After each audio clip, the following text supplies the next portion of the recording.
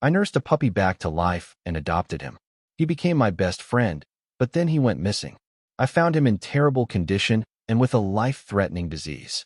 I'm a veterinarian, and one day, while getting ready to go home, a staff member brought in a huge trash bag. She opened it up and revealed a puppy inside. "We found him in a dumpster just like this," she told me. I examined him and saw that despite being malnourished, having infected wounds, broken bones, and a dangerously low body temperature, he was alive. I rushed him to the operating room and started performing surgery.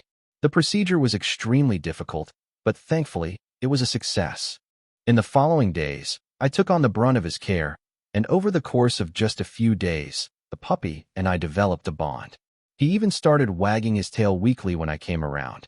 The first time he licked my face after I fed him, I knew I had to adopt him. I brought home my newest friend that day and named him Zeus. That same day, I set up a cozy little corner for him in my living room. I decorated the corner with a red and green bed that had his name on it, next to a basket of toys. But the moment we walked through the door, Zeus made it clear that he wasn't interested in staying in his corner. He barked and cried whenever I placed him in his bed. At nighttime, he wanted to be wherever I was.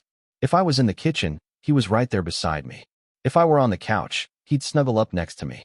And when it was time for bed, his cozy corner went untouched. He preferred to sleep right at the foot of my bed and kept an eye on me. The first time I left him alone to go to work, I was a nervous wreck. I knew he was safe at home, but I couldn't help worrying about him all day. As soon as my shift ended, I rushed home only to find Zeus waiting at the door, tail wagging furiously, as if to say, "Where have you been?" From that day on, he'd greet me at the door every evening, and no matter how stressful my day had been, seeing Zeus always made it better. Zeus's energy continued to grow as he healed. Soon, he was bounding around the house like a puppy should. It was great to see him full of life, but he also started developing curiosity like a puppy. He would sometimes dig in the trash can or rummage through my closet and organize my shoes. But I understood he was learning with this new strength he had. I knew I had to let him get some of the energy out. We started going to the park together, and Zeus loved every minute of it. He'd chase after squirrels, play with other dogs, and run circles around me until we were both exhausted. It was incredible to see how far he'd come. However, there was one major encounter which I really did not like. Zeus was a very friendly dog, and oftentimes when I'd throw a ball for him to go catch, he'd run too fast or get way too excited, fail to slow down in time, and crash into the shin of a passerby. Most of the time, people didn't mind. They'd pet him and laugh or look up at me and signal what a cute dog he was. Well, that was until he crashed into a total Karen. As soon as he lightly impacted her leg, she tried to kick Zeus, and not just once, but twice. The second kick connected, and I heard him yelp. I instantly rushed over and started asking her what the hell was wrong with her.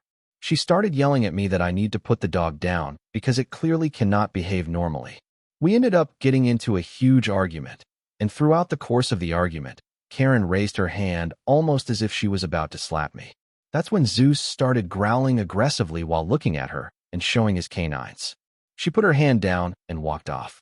That's a core memory of mine with Zeus, one that proved our bond. One day, after a long and stressful shift, I came home to find that Zeus wasn't waiting for me at the door. My heart sank immediately. I called his name, but there was no response. I searched the house, growing more frantic with each passing second, but Zeus was nowhere to be found. My mind raced as I tried to figure out how he could have gotten out. I checked every door and every window, and then I saw a small gap in the backyard fence, barely noticeable, but just big enough for Zeus to slip through. I was freaking out inside as I ran out into the yard, calling his name. I ran up and down the street, knocking on neighbors' doors, asking if anyone had seen him. As I rushed past my neighbor's house, I noticed an elderly woman who lived next door standing on her porch watering her plants. She was always outside tending to her garden or sitting on her porch. If anyone had seen something, it would be her. I hurried over and asked her if she had seen Zeus. She paused and then nodded. She had seen Zeus just moments ago by the old oak tree at the end of the street. Without wasting another second, I turned and ran to the oak tree, but when I got there was nothing, no sign of Zeus. I called his name repeatedly, but he didn't appear. I searched around the tree, checked the bushes, and even peered into the nearby yards. Still nothing. I made my way back to the elderly woman's house. I needed more details. What did the dog look like? But when I asked, she admitted that she hadn't had her glasses on at the time. Her vision wasn't clear, and she couldn't say for certain if it had been Zeus. I asked my other neighbors if they had seen Zeus anywhere, but no one had. Tears welled up in my eyes. I needed to calm down, to think clearly, but the fear was overwhelming. The thought of losing Zeus forever was unbearable. I couldn't let that happen. I wouldn't. I felt this cold dread settle over me as I realized that he was out there somewhere, alone and scared. Night fell, and I was still out searching for him. I called out his name into the darkness, but there was no sign of him. I didn't sleep that night. I just kept thinking about Zeus out there in the cold, maybe hurt, maybe lost. I couldn't shake the guilt I felt for not noticing the gap in the fence, for not keeping him safe. The next morning, I printed out flyers with Zeus's picture and distributed them all over the neighborhood. I called every shelter and every vet's office, hoping that someone had found him. But the days passed, and there was no word. Zeus had vanished. I was heartbroken. The house felt so empty without him. I missed his little quirks, the way he'd follow me around, the way he'd curl up beside me, or how he'd chase someone on TV depending on where on the screen they were. I missed his energy so much. It was hard to function without him. I couldn't believe that after everything we'd been through, after all the progress he'd made, he was just gone. Then, a week after he disappeared, I got a phone call from an unknown number.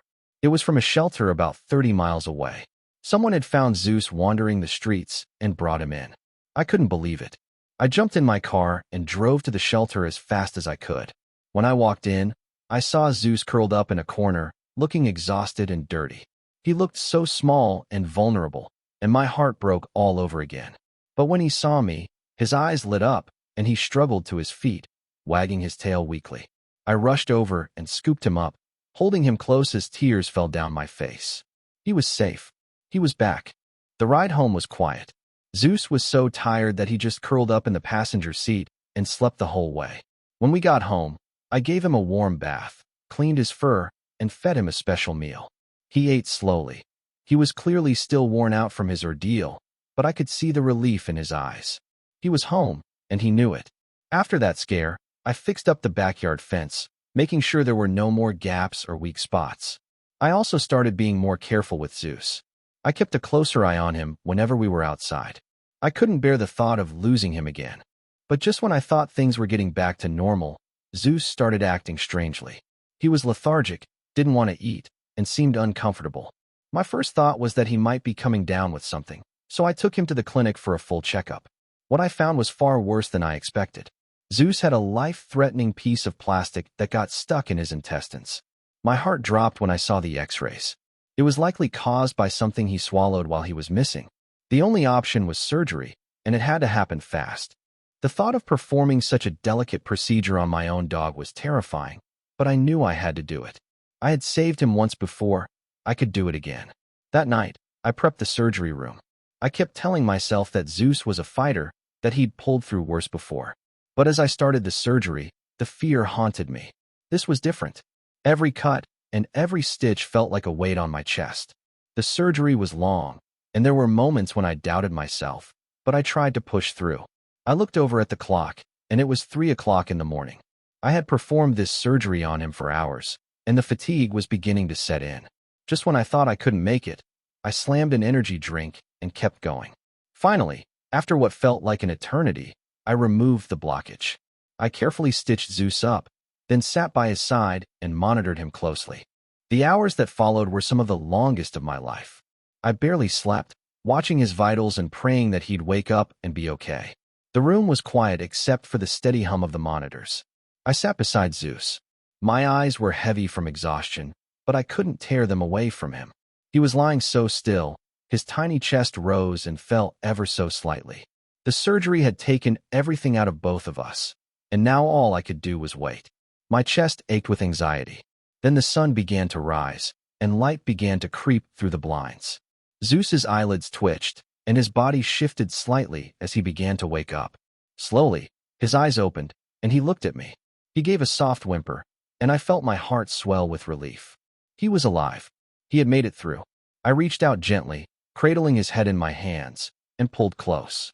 I held him tightly, and slowly, he started to recover. His breathing steadied, his color improved, and after a few days, he was back on his feet, wagging his tail and following me around the clinic. Zeus had done it again. He had beaten the odds, and I couldn't have been prouder. As the months passed, Zeus returned to his old self. We went back to our usual routine, playing at the park, cuddling on the couch, and going for long walks. One winter evening, as snow began to fall, Zeus and I were playing in the backyard. He loved the snow, the way it crunched under his paws and the way the flakes would land on his nose. But that evening, as he chased after a snowball, he collapsed in the snow, struggling to breathe. My heart leaped into my throat, and I scooped him up, feeling how cold he was. I rushed him to the clinic. Once there, I did everything I could to warm him up, to stabilize him. He had developed hypothermia, likely worsened by his previous health issues. I worked through the night, just as I had done when I first found him, refusing to leave his side. By morning, Zeus was stable, but I knew then that I had to be even more mindful of him. He needed extra care, and I was determined to give him that. The years that followed were filled with a bittersweet joy. Zeus seemed to recover, but he was slower and more tired. Zeus was getting older. His once endless energy began to fade, and he started to slow down. His muzzle turned gray. He spent most of his days resting in his favorite spot by the window, watching the world go by. I made sure to spend as much time with him as I could, cherishing every moment. One night, as we sat together on the couch, Zeus curled up beside me and rested his head on my lap. I petted him and whispered to him how much I loved him.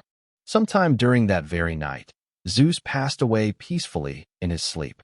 When I woke up and realized he was gone, my heart broke. He had passed, laid in his favorite position on the foot of my bed, in a ball next to me. I buried Zeus in the backyard under the tree where we used to play. As I stood there in the cold winter air, I felt an overwhelming sense of loss, but I also felt gratitude for the time we had and for the joy he brought into my life. Zeus had become my family. He taught me that life is precious,